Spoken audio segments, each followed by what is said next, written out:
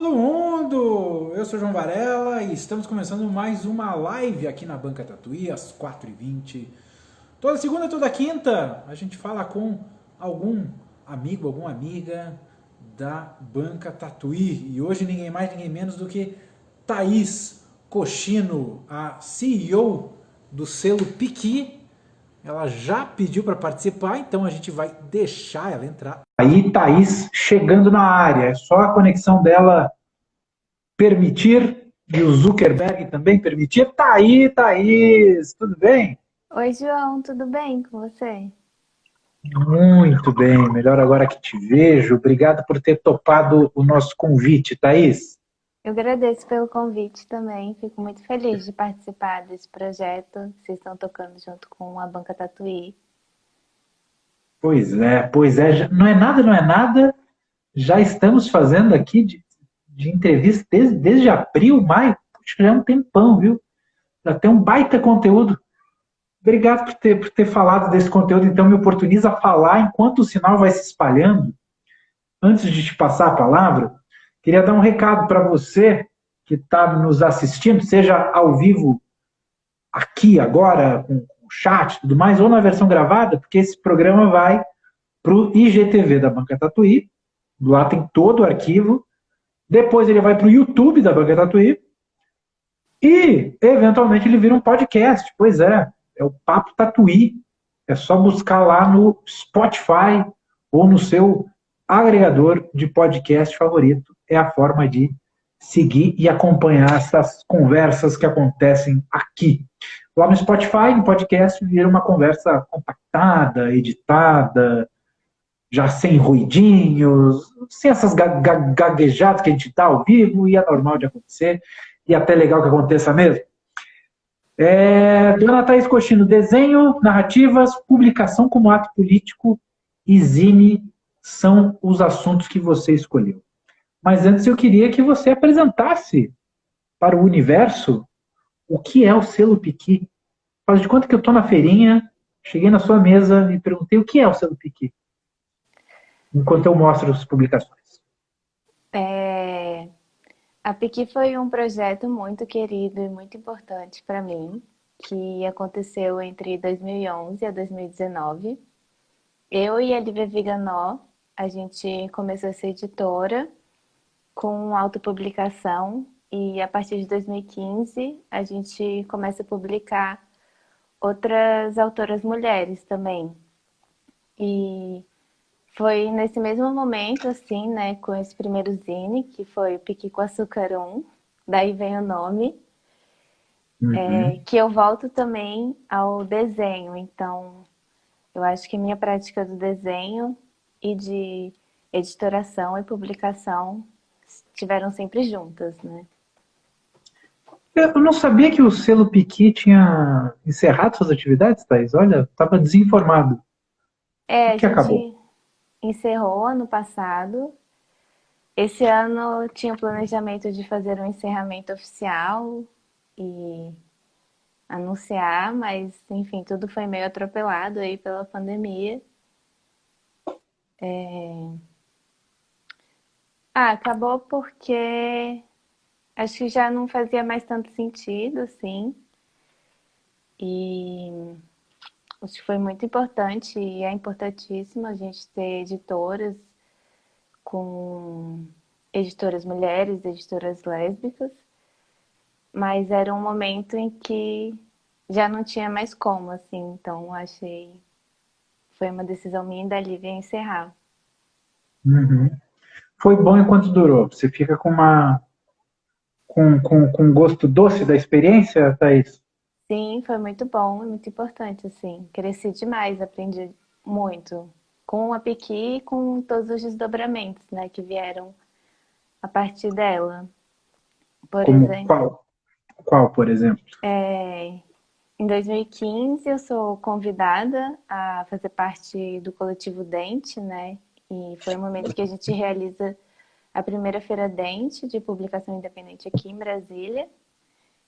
E também fiz parte desse coletivo até 2019, organizando e produzindo a Dente e outros eventos com um aspecto mais local, né? Que a gente via como essa feira maior de abrangência nacional. Uhum. Outro desdobramento foi o Print Shop, que começou em 2016, que é uma pequena gráfica de impressão em risografia, e que eu gosto bastante e continuo esse projeto até hoje. Inclusive, agora na próxima semana deve estar saindo a programação do Faísca Festival, que é um Uhum. festival internacional de risografia.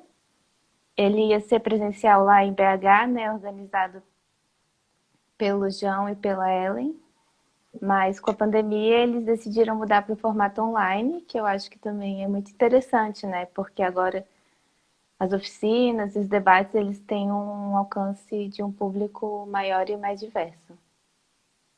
Pois é. Basta ter conexão para participar, então, dos debates aí da Faísca. Você tem as datas da Faísca fresca na cabeça aí? Eu sei que a Faísca vai se estender, né? Vai ser um pouco diferente. É agora, a partir de setembro, sim.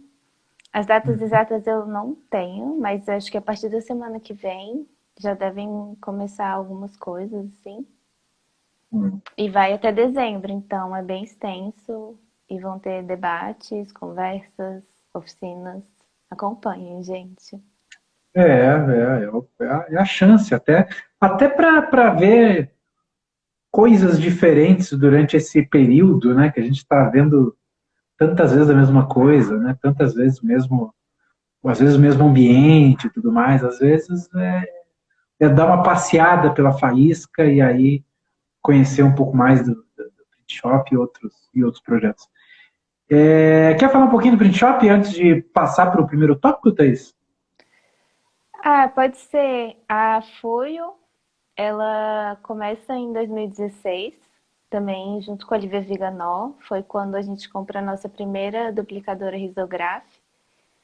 Uhum. E desde que eu conheci a impressão em risografia, lá em 2013, 2014, assim, foi algo que me cativou bastante. Eu sempre achei muito linda. Então, sempre foi um desejo começar a fazer esse tipo de impressão. E aí, em 2015, a gente tinha acabado de lançar o Topografias, que foi uma publicação que teve um sucesso e uma saída grande. Então, a gente conseguiu economizar um caixa e conseguimos comprar essa impressora. E a partir daí a gente vem fazendo cursos e imprimindo, experimentando e também dando cursos e workshops. E é isso aí. Eu gosto bastante O, de imprimir também. o Topografias está esgotado. Tá esgotado. É engraçado até fazer um tempo, mas esse ano eu recebi umas mensagens assim de pessoas pedindo, mas eu acho que não tenho mais. Eu não Olha tenho aí. mais e acho que nenhuma das outras autoras tem também assim disponível para venda. A gente vai falar de desenho, mas você falou que que gosta também do ato de imprimir. E quando você fala em gostar de imprimir, até da coisa dos outros e tudo mais, ou você gosta de imprimir as suas próprias coisas e tudo mais? Como é que é esse seu lado gráfico, no sentido de classe, Thaís? Ah, é, eu gosto bastante de imprimir as minhas coisas, né? Porque eu acho que quando você também tem o domínio dos meios de impressão, mais, tem mais possibilidades de explorar, né? Então, como eu tenho uma risografia, eu já consigo pensar como facilitar a minha vida imprimindo e num desenho, num projeto que a risografia ela acrescente, né? E não que seja uma dificuldade estar trabalhando com ela, que às vezes é. Eu também gosto Uhum. muito de imprimir para outras pessoas. Eu acho que você cria uma relação nas oficinas, assim, é bem interessante, tipo, esse processo de imprimir. Muitas vezes é a primeira vez que a pessoa está imprimindo, então é bem divertido, assim. Com a Fuyo, assim, eu nunca consegui me organizar muito para imprimir para fora e para outras pessoas, assim, imprimir mais para, por exemplo, Para dente, a gente fazia todo o material impresso. Para algumas amigas também que são mais próximas, eles falavam que tinham um projeto. Porque coordenar uma editora, uma gráfica, uma carreira de artista é muita coisa. Então, nunca foi assim, né? Tipo, abrimos para imprimir, venham. Não, mas foi mais boca a boca, assim. Vamos ver se eu consigo mudar isso agora. Entendi. Mas você quer mudar isso em que sentido? Você quer imprimir mais para outras pessoas? Você quer coordenar qual parte melhor, assim? Qual parte você pretende desenvolver mais o seu trabalho autoral? Enfim, que você vai focar em alguma dessas vertentes, Thaís? Em várias. O meu trabalho autoral, sim. Nessa quarentena, eu venho experimentando, assim, alguns projetos que eu nunca tinha feito. Por exemplo, fazer uma colagem com imagens que eu tinha impresso e, em cima disso, desenhar. Eu também realizei uma outra obra, que foi uma videoarte, e que eu utilizei essa característica da Risa, né, que é cada impressão sai um pouco diferente da outra, para construir também uma animação. Então, eu venho explorando isso, mas eu também acho importante abrir justamente para imprimir outros projetos que eu também acredite. Uhum. Ah, legal. Boa sorte aí, Thaís. Mas você falou uma coisa que é muito interessante, da, da- do domínio do meio de impressão que abre novas possibilidades. Você tem como exemplificar um tipo de coisa, para deixar bem amplo, uma coisa que você tenha feito, pensando já que você fez por dominar o meio de impressão, por ter um conhecimento aprofundado do meio de impressão, Thaís? Eu acho que essa animação, né, que eu fiz, a Voragem, ela vem disso também, mas tudo que eu tento imprimir, eu tento sempre pensar a forma que vai ser melhor aproveitado, né? O espaço. Então, escolher formatos das zines que a gente ia imprimir, para que a gente pudesse imprimir mais fácil também. Eu acho que à medida que você vai entendendo, né, as lógicas, isso vai facilitando sua vida, tanto eu acho que na produção mesmo e no orçamento, né? Tipo, tirar o melhor proveito daquilo que você tem, né? Por exemplo, a gente tem uma folha, então que tamanho que eu posso fazer a zine para que caibam, sei lá, 8 páginas, ao invés de fazer uma zine um pouco maior, que só vai caber 4 páginas, né? E pensando esse tipo de coisa. Esse pensamento chega a contaminar, no melhor sentido da palavra, o teu desenho na hora de criar. Você já faz esse cálculo na cabeça de, por exemplo, o tamanho do papel e tudo mais? Faz.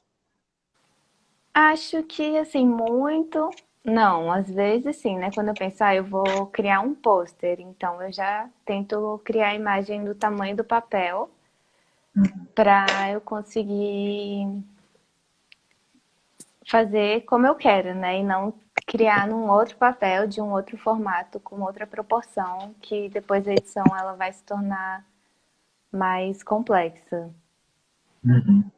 Porque também eu acho que trabalhar com zine, publicar zine, sem ter um orçamento milionário, sei lá. E também com a RISA, né, com a impressão em risografia, elas ensinam que as limitações que a gente tem, na verdade, elas são grandes possibilidades, né? Ao invés de embate a essa limitação, por exemplo, na impressão da RISO, eu quero uma imagem perfeita, com registro perfeito. Não, como eu posso usar como chama? Esse Esse erro, defeito, esse erro no registro para que essa imagem se torne mais potente. ou seja, fazer o defeito virar um efeito, né? Exato. Cortar o D, de repente vira uma coisa até melhor, né? Olha que barato no registro e tudo mais. Sim. Mas as pessoas, bom, você falou que no caso da Riso você faz um trabalho de boca a boca, né? Divulgação estrambólica. Mas o pessoal que te procura já tem uma noção do que é riso ou você precisa ainda ser um pouco professora Thaís ensinando que, olha, riso não vai ser perfeito, registro, mas como é que é como é que os artistas lidam com como é que é o conhecimento deles com relação a riso, Thaís? Eu acho que as pessoas elas têm muito uma ideia da estética, né? Das cores e do granulado, mas não necessariamente elas entendem todos esses aspectos. Então eu acho que é meio a meio, assim. Acho que só quem entende um pouco melhor é talvez quem já tem impresso e viu um resultado do seu próprio trabalho impresso, né? Ou acompanhou um processo de impressão. Porque eu mesmo, quando a gente imprimiu essa coleção, que ela foi impressa na Melimelo, a 1, 2, 3, 4, tipo, eu já tinha impresso a um Beagle antes, mas não conseguia acompanhar o processo de perto, então ainda não tinha muita noção. Foi mesmo quando eu comecei a imprimir que eu entendi por todas as dicas que os impressores dão, né? Tipo, não faça isso, não faça aquilo. Põe imagem desse jeito, que você sempre acha que você pode transgredir. Eu acho que, de fato, quando você começa a imprimir, aí você fica tipo, velho, por que essa pessoa fez isso? Eu falei, deu errado, eu falei pra não fazer. Uhum. E agora, você falou que muita gente vem por causa do efeito, né? Deixa eu até aproximar aqui da câmera. Não sei se vai dar para ver, acho que não. Mas justamente esse não ver é o que eu queria te perguntar. Os desenhistas agora têm que pensar no efeito digital das suas publicações, ou seja, tem que pensar que as publicações serão apresentadas assim agora, por meio de uma interface de uma câmera. Você já tá pensando nisso no seu desenho, Thaís? É...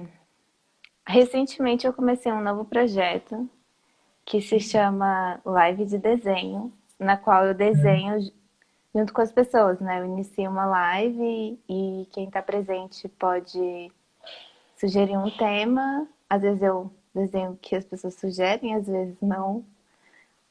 Mas foi uma forma que eu encontrei de compartilhar esse processo.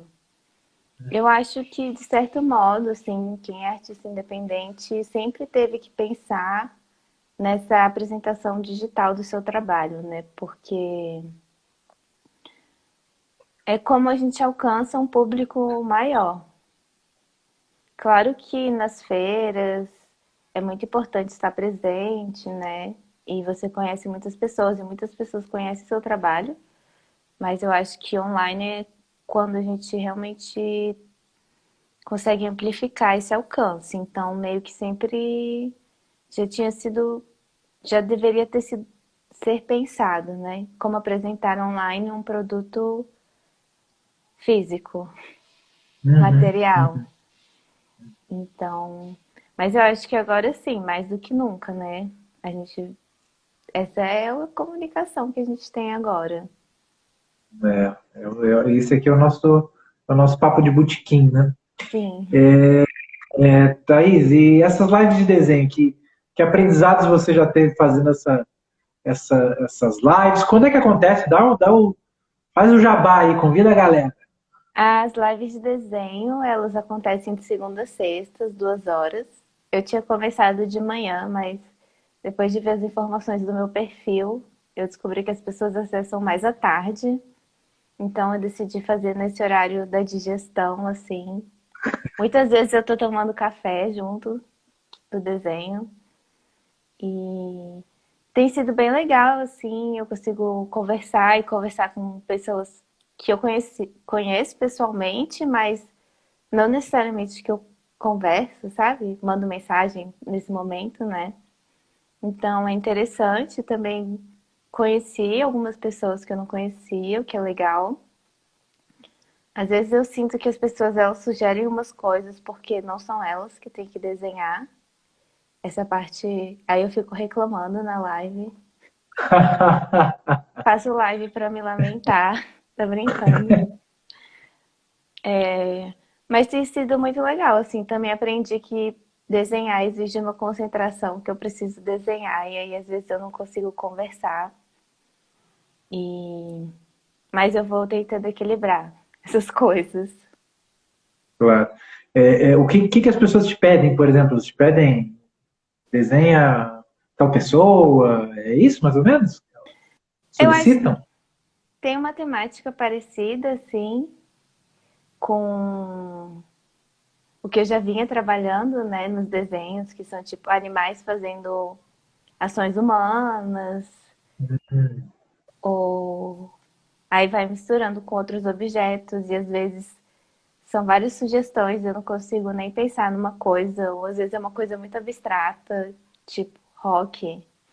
Achei difícil essa temática, porque é muita coisa e ao mesmo tempo para fazer um desenho só é difícil. Mas Uhum. aí também eu acho que, enfim, eu me proponho ter essa disponibilidade, né, de ouvir os outros por esse momento e muitas vezes fazer um desenho, iniciar essa prática e propor algo que não necessariamente eu tenha um domínio, assim, principalmente porque agora eu estou usando uma tinta acrílica, eu tô, acho que talvez mudando um pouco, assim, eu trabalhava muito com desenho de traço e eu venho me propondo agora a trabalhar essas manchas com cores sólidas, que aí sugerem uma outra imagem. E sei aprender também que se às vezes talvez eu não goste tanto do desenho que eu fiz hoje, mas outra pessoa goste, e enfim, eu tenho amanhã que estarei lá na live de novo fazendo outro desenho. Então acho que também é sobre isso. E as lives acontecem aqui pelo Instagram, é só te seguir para acompanhar, né? Sim. Legal. O pessoal já os seus fãs estão aqui nos acompanhando, né, Thaís? Algumas pessoas falando de umas Pringles, que você é uma anja, live de desenho todo dia uma surpresa boa, a Camila Ligabu e ri. E eu queria convidar vocês, se quiserem fazer uma pergunta, tem uma ferramentinha aqui no Instagram, não sei se você já conhece para suas lives, Thaís, mas tem uma ferramenta aqui que é esse ponto de interrogação do lado da caixa de comentário. E aí, se você fizer uma pergunta por ali, fica até Em exibido destaque. no vídeo, fica em destaque. Então, quem quiser se aventurar pela caixa de perguntas, ela está aberta para todo mundo. E o pessoal está se divertindo aí, porque parece que alguém confundiu Pringles com pronome e está aí. Parece que você deu um pronome para uma pessoa, seja lá o que isso queira significar. E você estava falando sobre essa mudança de técnica que você está experimentando, né, de material que Sim. você está experimentando. Ao mudar o material, você muda também o tipo de narrativa que você faz? Você passa a pensar de um outro jeito também? Eu acho que especificamente essa mudança, sim, que é da linha, né, de desenhos que eram feitos mais com linhas, para desenhos que são feitos a partir de manchas preenchidas com uma cor sólida, muda bastante a forma de pensar, a construção da imagem. Uhum. Mas eu acho que não necessariamente a narrativa, né? Eu tive até.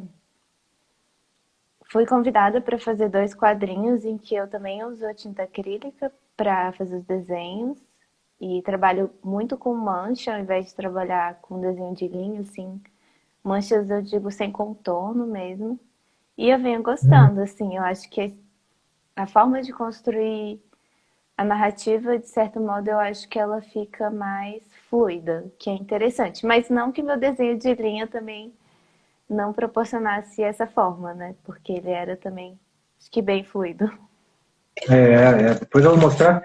Enquanto isso, ó, a gente pediu para o pessoal fazer perguntas na caixinha aqui, o pessoal veio, ó, Camila Ligabui, qual é o tempo do desenho? Uma pergunta, não sei se é uma pergunta pragmática de quanto tempo você fica desenhando ou uma coisa mais filosófica, Thaís? O que você quer comentar aí diante da questão da Camila? Eu, particularmente, gosto de fazer desenhos rápidos. No geral, na live, eu passo de 15 a 25 minutos desenhando. E para mim isso parece importante, fazer um desenho rápido, assim, quando tem muito detalhe, me dá uma certa preguiça. Ou quando eu tenho que fazer muitas coisas, eu já fico com preguiça, eu sou essa pessoa mesmo. Mas o tempo do desenho, eu acho que num pensamento mais filosófico, assim, acompanhando uma pesquisa que eu venho fazendo acho que nesse último ano, 2019 e agora 2020, né, eu venho pensando muito sobre a impermanência, que é essa característica de estar no constante fluxo, numa contínua metamorfose e transformação. Eu vejo muito disso no desenho, né? Tanto no gesto de se fazer, né? Eu acho que ele está sempre mudando e principalmente porque eu acredito que o desenho ele é uma construção que vem a partir de uma prática e de um processo. Eu acho que ele vem de um dom, né? Então, essa mudança ela está sempre se dando. Tipo, você nunca consegue fazer dois desenhos exatamente iguais. E eu acho que o desenho também, assim como a maior parte das imagens, ele também está sempre aberto para para um revisitar e um rever, né? Que pode transformar também a sua própria interpretação e próprio significado. Eu, eu vou contar essa história, eu amo essa história, eu acho que eu sempre conto. Vamos lá, vamos lá. De 2016 a 2018, eu fiz essas séries semanais no Instagram, que eu propunha um tema e fazia um desenho por dia com o tema da semana. E uma vez eu fiz um que era, acho que você entrando e eu saindo. E era um cachorro, a bundinha de um cachorro entrando numa portinha assim, daquelas bem de filme americano, que normalmente é aquele buraco que tem na porta. E do outro lado saiu uma cobra. E aí veio uma menina falar comigo assim, perguntar. Ela queria tatuar esse desenho, só que ela falou assim: é o desenho do elefante. Aí eu fiquei, fazia muito tempo que eu não desenhava um elefante. Eu falei: que desenho do elefante? Aí ela me mandou esse desenho, porque a bunda do cachorrinho parecia uma orelha de elefante e a cobra a tromba. Aí eu amei esse Hum, elefante. Então eu acho que com o meu desenho eu também gosto de trazer isso, né? A sugestão de uma imagem a partir do título ou a partir do que eu desenho mesmo, mas que ele habita esse lugar um pouco abstrato e aí ele tem essa abertura, né, para novos significados e eu acho isso muito importante. que maravilha. Bom, obrigado pela pergunta aí, Camila Ligabu, e faço a pergunta também pela nossa caixinha aqui. Rendeu, rendeu. Eu achei bonito. Vou levar para sempre o tempo do desenho sob esse ponto de vista da impermanência, do constante fluxo, né? E é algo que pode ser visto quase que para tudo, né? As coisas Sim, vão sendo ressignificadas, né? Muita gente pode ficar até um pouco preocupada ao se dar conta desse fluxo constante que é o envelhecer também, né? É a passagem do tempo e a gente indo embora. Enfim, não sei se eu é, fiz uma leitura muito negativa, mas me veio na cabeça isso. segundo o Buda, né, o entendimento da impermanência, ele leva a gente a parar de sofrer. Então, eu acho que o entendimento e essa aceitação, mas pensando numa aceitação a partir de um entendimento e não imposta, né, da impermanência, eu acho que é muito bom para a vida. É um ótimo aprendizado. É, é lidar com isso, aceitar, né? Não Sim, querer lutar contra isso, porque é uma luta que vai ser difícil da gente vencer, né?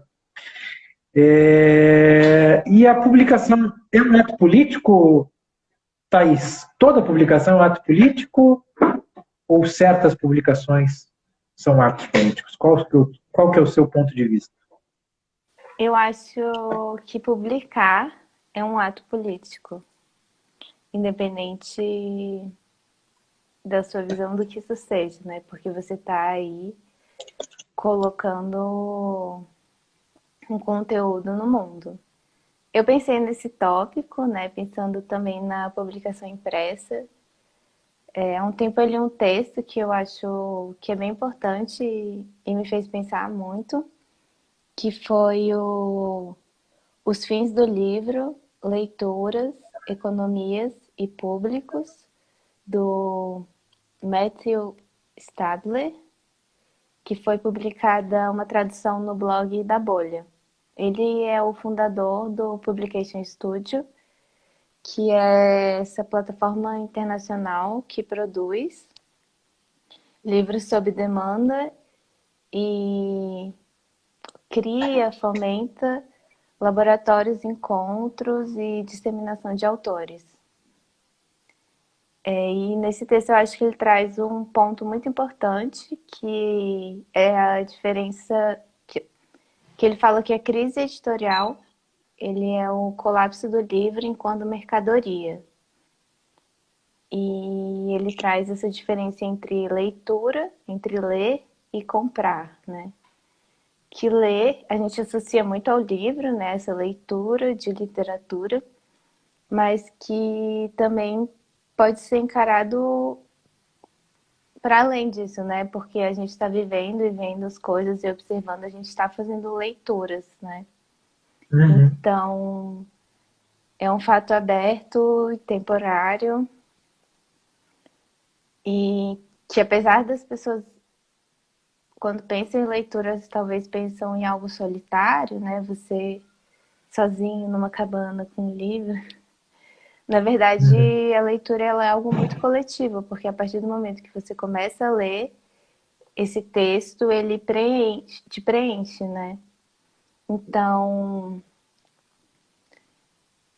enquanto que a compra, ela é muito mais uma performance que a gente realiza nesse meio, nessa sociedade capitalista, né?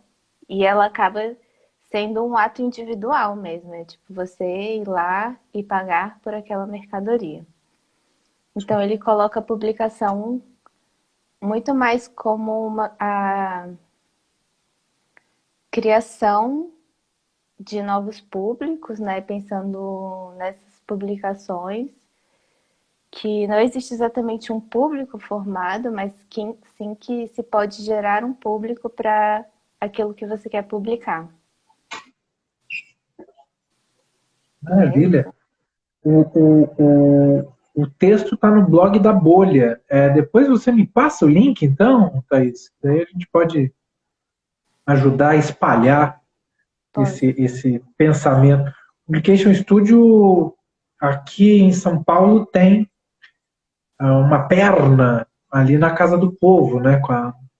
Sim, Com... que o Publication Studio é isso, ele é essa plataforma e ele tem em vários lugares do mundo, assim, eu não sei exatamente em quantos países. Aqui no Brasil a gente tem, iniciou em 2000, eu anotei aqui para não esquecer, acho que foi 2015 com a Laura Davinha e a Júlia Ayerbe, lá na Casa do Povo, né, quando elas mantinham a Aurora Edições. E agora continua com a Laura, ela tá com um parquinho gráfico, né?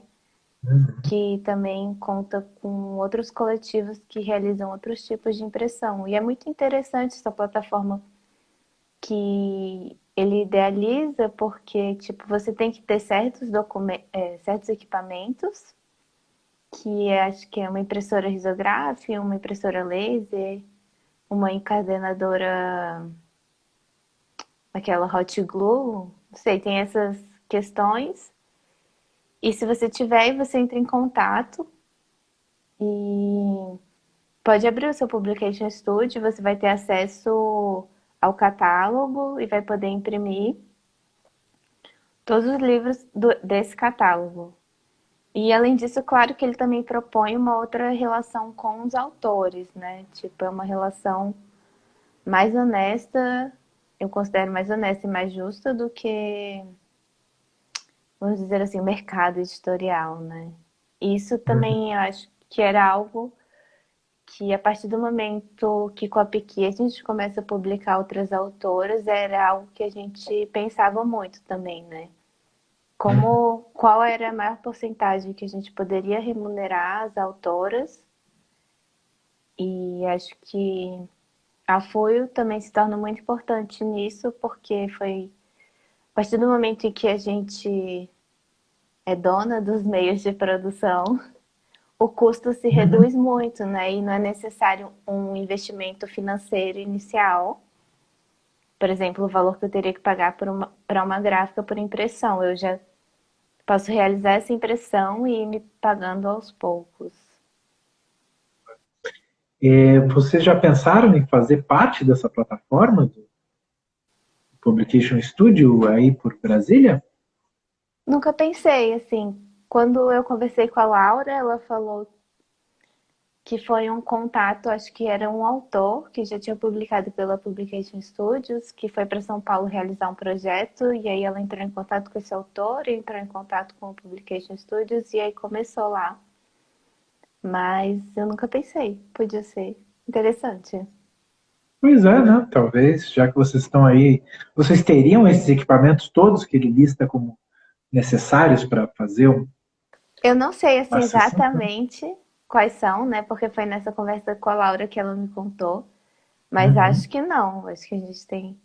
Eu tenho uma risa. Mas quem sabe ir comprando os próximos, né? E adquirindo.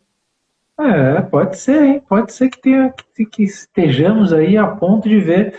Eu acho que a filosofias como a da Publication Institute são muito contemporâneas, né? Tem muito a ver com os tempos que a gente está vivendo, sofrendo, né? Então acaba sendo legal de aderir a esse tipo de projeto. É, e a publicação ela consegue causar um impacto político, Thaís? Você já defendeu que, bom, ao colocar um conteúdo no mundo, ele é um ato político. Mas qual que é o efeito político disso? A publicação consegue gerar de uma maneira evidente? É uma coisa mais sutil? Enfim, qual que é a tua visão sobre isso, Thaís? Eu acho que pode ser muito evidente e também muito sutil, né? Depende, eu acho que muito, querendo ou não, da escala que você tem de produção, do VI, da potência de mídia, não sei, né? Quantas mídias você consegue, quantos veículos, né? Mas eu enxergo como, sim, tipo, posso pensar, né, na minha experiência, eu acho que o Topografias teve um bom impacto, assim, foi uma coletânea que nós éramos 6 autoras e foi bem uma criação coletiva, né? E com resultados que eu considero muito bons, assim, os quadrinhos. Eu sou fã de todas as autoras, difícil. E eu acho que teve muita reverberação, assim, também foi uma publicação que, como foi a primeira da Piqui a ter outras autoras, e eu via como um projeto muito importante, eu me dediquei mais a fazer essa parte de entrar em contato com blogs, enviar release, enviar para as pessoas fazerem release, enfim. Eu realmente fiz essa função que eu talvez nunca tenha feito para nenhuma outra publicação. E aí eu vi um impacto, assim, né? E até hoje, se pessoas vêm me perguntar até agora se eu ainda tenho disponível porque elas querem ler essas histórias, é porque tem algo, né, que elas querem ver, essas outras narrativas sendo contadas. E Um comentário que pintou aí da Lote 42, essa editora maravilhosa. Todo mundo pede a topografias na banca Tatuí até hoje. Então, o pessoal ainda tá querendo. Aí vem a pergunta inevitável, Thaís. Essa você já deve estar preparada. Por que não reimprimir o topografias, já que está todo mundo pedindo tanto? Nossa, eu acho que eu não tenho mais pique para vender 1.000 exemplares. Não tem mais piqui. Não tenho mais pique. Eu acho que seria muito legal, assim, pensar um projeto de reimpressão, mas aí eu penso na distribuição e me dá um pouco uma coisa, assim. Que é isso também. Participar de todas as etapas da produção também traz isso, né? Tem algumas coisas que você não gosta tanto.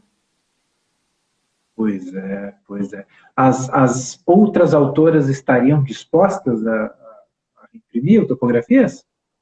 Eu não sei, a gente nunca teve essa conversa, mas eu imagino que sim, assim, né? Porque o processo de topografias, ele foi muito legal e eu acho que ele foi muito legal também como uma primeira publicação com outras autoras, porque ele foi feito realmente de maneira colaborativa, assim. A Piqui em si não teve tanto uma coisa de editora, né? Fomos nós enquanto autoras e eu acho que a gente redigiu um contrato justamente isso, para ser republicado, todas temos que estar de acordo e é isso. Então, seria isso, mas eu nunca tive essa conversa, não. Tá aí, quem sabe vai pintar essa conversa e role de novo topografia. Quem Enquanto isso, sabe, procure aí né? no sebo. O negócio é procurar em sebo, caçar o que já teve.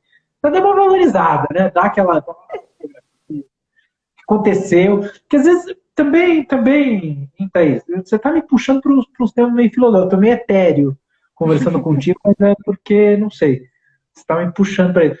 Tem a ver com o negócio da impermanência também, né? Sei lá, as coisas acabam também, né? Também tem esse outro lado que acaba. Pois é, mas eu queria um. Pois é, mas acabou. Às vezes é bom, né? Às vezes é bom dar esse. Deixa pra lá e tudo mais. Claro que no caso de uma editora precisa ter os seus livros de sempre, mas às vezes é bom ter uns. Pois é, foi bom, foi legal, né? Enfim. Eu sou, Fala. eu sou muito assim, eu gosto de acabar projeto. Eu gosto de começar, mas eu gosto muito mais assim, nossa, finalizou, finalizou. Ufa, É bom fechar umas janelas, né?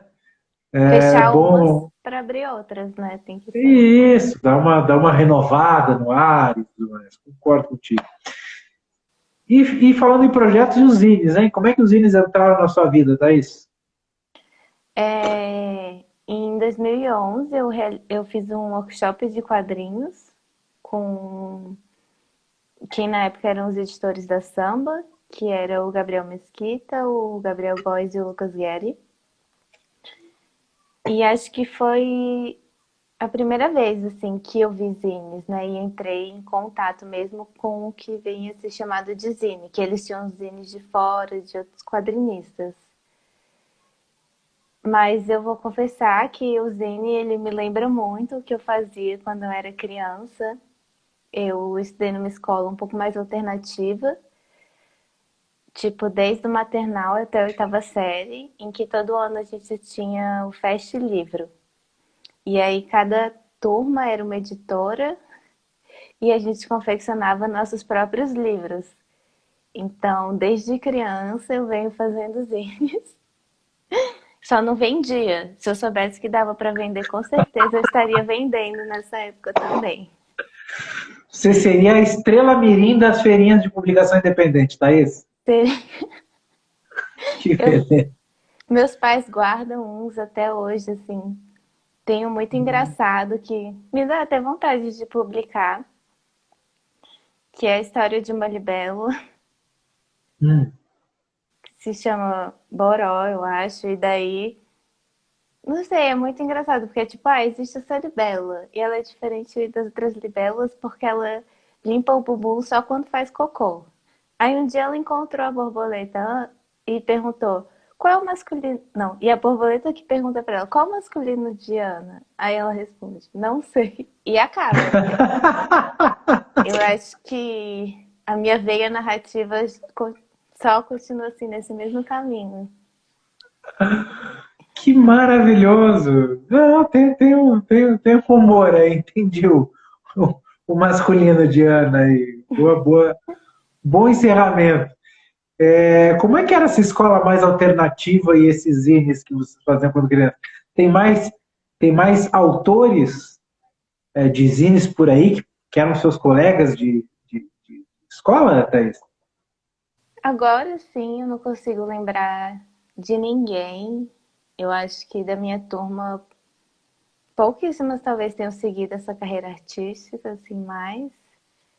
Tem uma amiga que virou dançarina e estuda dança. Agora tô fazendo circo.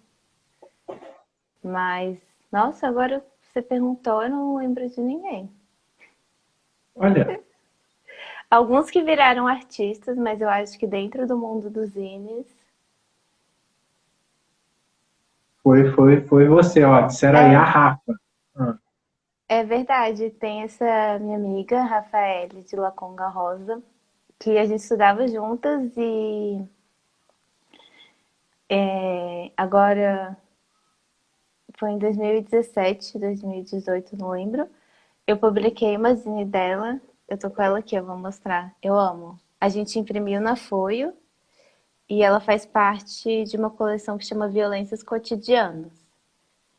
Essa é Fora de Controle, e daí são fotografias. Ai, não sei se dá pra ver muito bem. Vou mostrar só a uhum. do meio, que é a maior. Eu amo. Hum, E legal. São fotografias? são. E que aí ela traz essa. Acho que uma resistência travesti, né? Com um toque mais desse deboche, dessa alegria, né?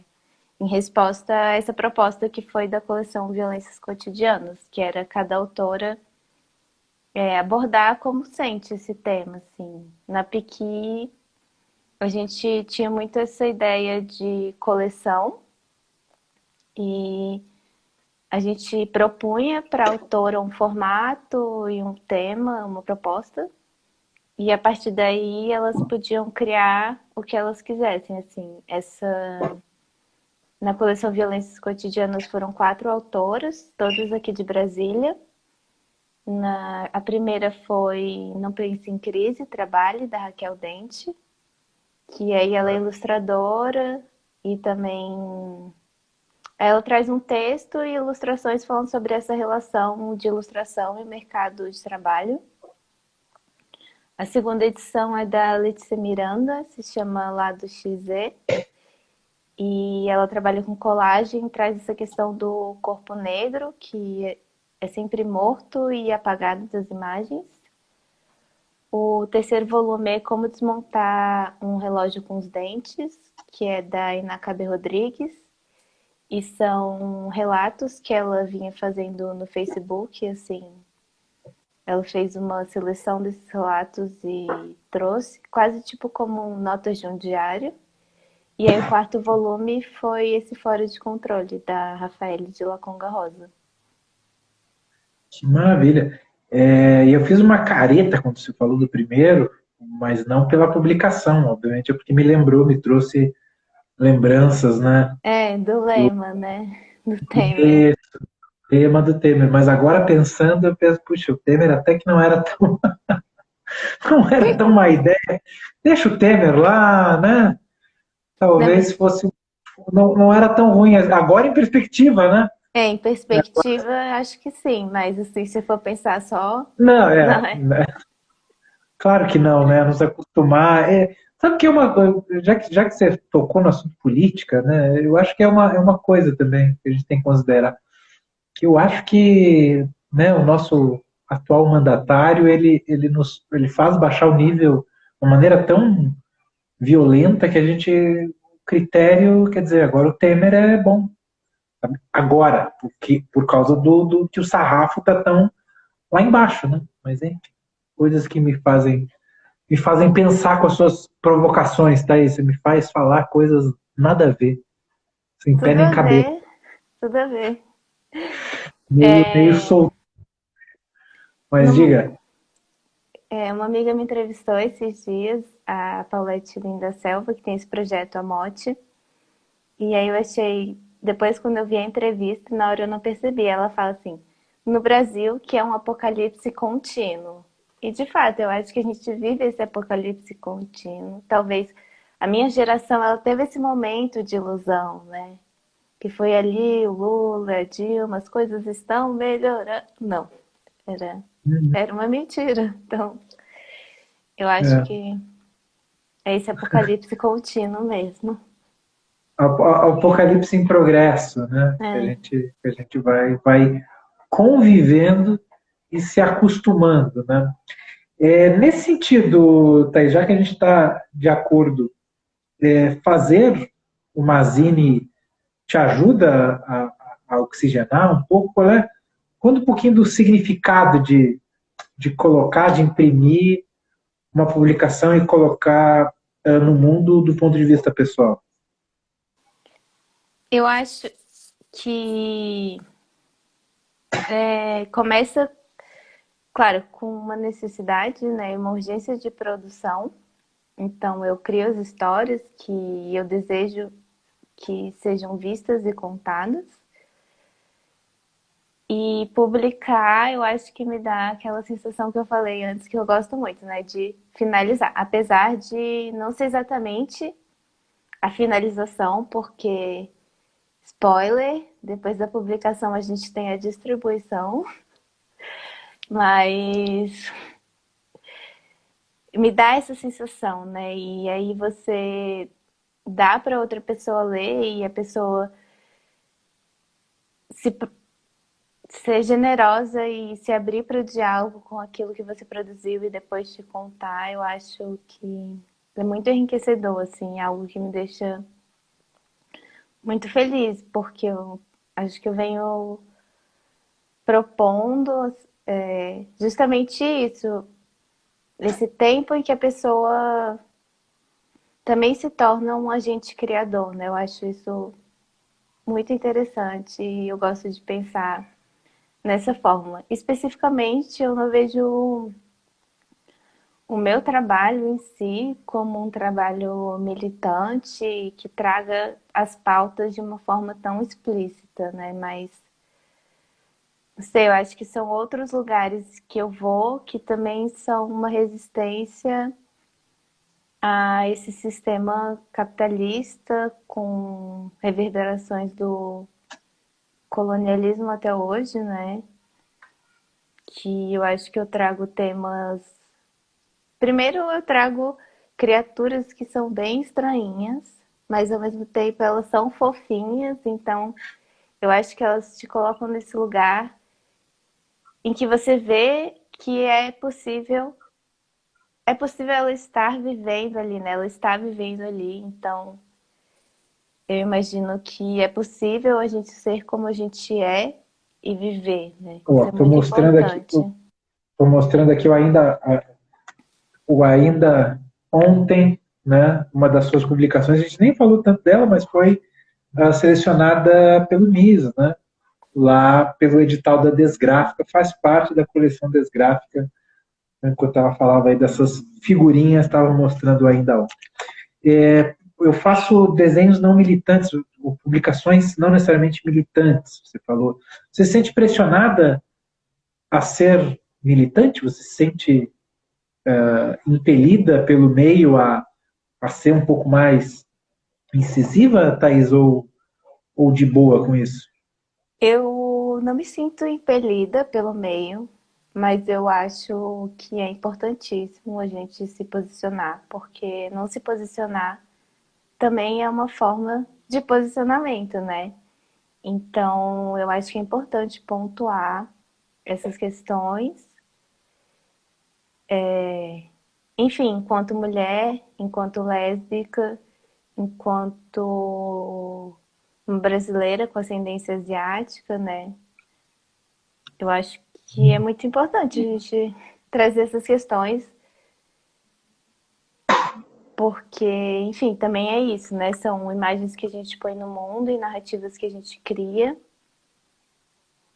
que podem ajudar a construir um novo imaginário. Então, no momento, talvez seja mais importante um embate em imagens que sejam mais militantes, né? Estejam explicitamente dizendo, indo contra coisas que são normalizadas e que na verdade são absurdas, né? É verdade, é verdade. Tá Mas, aí, o André tinha pedido para mostrar mais, mas conclua, por favor. mas daí é isso, eu vejo também meu trabalho, ele traz resistências em outros lugares, né? Que é isso da aceitação. O próprio ainda ontem, né? Esses dias eu estava refazendo meu portfólio, aí eu tinha que escrever 3 frases para falar sobre o projeto e eu percebi que é isso, que é uma protagonista que tem uma dissidência no ritual de passagem e a partir disso ela é punida, né? Então, é algo que acontece também no mundo real, quando a gente é dissidente dessa normatividade, né, da heteronormatividade, da cisnormatividade, que são impostas de maneiras super violentas desde que a gente é criança. E como a gente sofre uma punição por não seguir este caminho padrão, né? Então eu acho que eu Uhum. trago isso e talvez não de uma forma tão clara, mas tentando trazer essas pequenas sutilezas também. Claro, claro. Thaís, que prazer conversar contigo, que prazer aprender contigo. Infelizmente, nosso tempo está se encerrando, porque você sabe, mais de 1 hora de live aqui no Instagram começa a dar preju lá para o Zuckerberg e ele expulsa todo mundo do Instagram depois de 1 hora. É verdade. Mas eu queria, e a gente não quer dar prejuízo para o Zuca, né? Tadinho.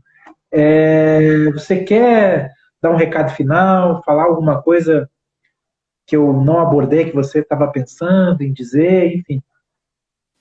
Fica à vontade, por favor. Ah, eu acho que foi muito bom nessa conversa. A gente não seguiu necessariamente, né, os temas assim, mas eu acho que eu falei tudo que eu já tinha meio anotado aqui. Eu queria dizer que as minhas publicações elas estão à venda na Banca Tatuí e também no meu perfil pessoal tem um destaque que chama Lojinha e lá tem todos os posters e zines, tanto os meus quanto os da Piqui. Os desenhos que eu faço na live de desenho também estão à venda. Quem quiser comprar pode entrar em contato por mensagem. E é isso, agradecer o convite, agradecer a Camila, que fez a pergunta, ao meu irmão, Coxa SNC, que está presente aí. Elogios. Obrigada, irmão. Eu vou ler, Coxa, porque esse chat às vezes não passa para o YouTube e às vezes não fica no IGTV. Mas a última mensagem dele foi: recriar o imaginário é um ato político. Tá aí o recado dele. É super. Uma coisa que eu não falei, talvez, que sobre essa questão das narrativas e de recriar o imaginário, eu vi um vídeo muito bom que se chama Lésbicas Negras, Outras Narrativas, que tá no IGTV da Ibira com Y,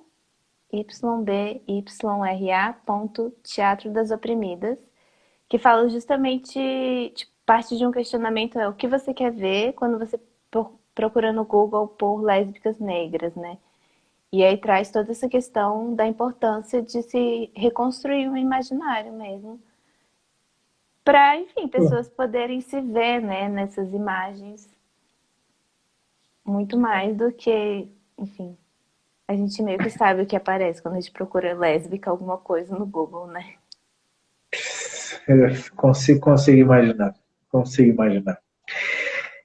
Muito bem, Thaís, que prazerzão, prazerão, como dizem lá em BH, os mineiros. Quero convidar você e todo mundo que está nos assistindo a vir aqui nesse mesmo horário, nesse mesmo Instagram, que a gente vai conversar com a Rossana de Muno na segunda-feira, aqui às 4h20.